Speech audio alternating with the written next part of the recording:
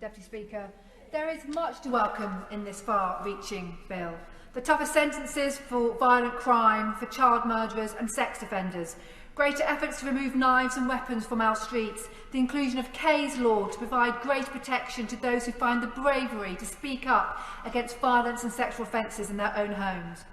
I could go on, but with the time I have, I will focus on an issue that greatly affects my constituency, and that is the right to protest outside this place, in the heart of my constituency.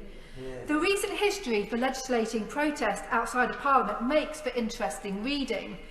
Honourable members opposite who question the bill's impact on the freedoms of engaging in democratic protest may wish to cast their minds back to sections 132 to 138 of the 2005 Serious Organised Crime Act, where a Labour government prohibited protest within a kilometre of Parliament without prior agreement with the Metropolitan Police.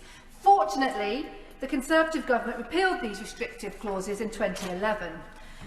Madam Deputy Speaker, if this weekend has taught us anything, it is that there is a huge difference between a peaceful vigil where people come together to express shared grief and outrage, and protests that take place day after day for weeks on end, which can occasionally bring unpleasant disruption to those living and working locally.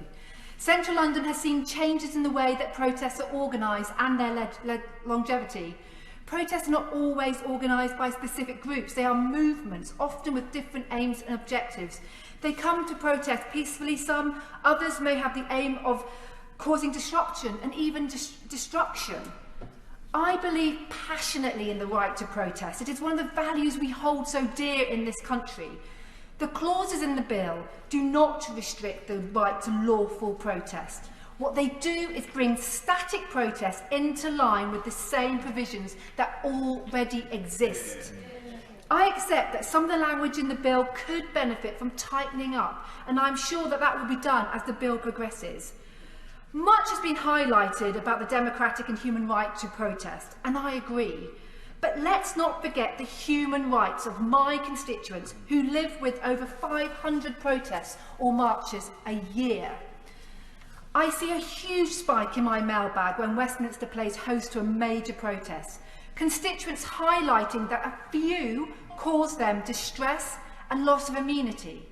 They do not question the right to protest, but do not accept becoming prisoners in their own home and the distress that often they feel from a small minority of protesters.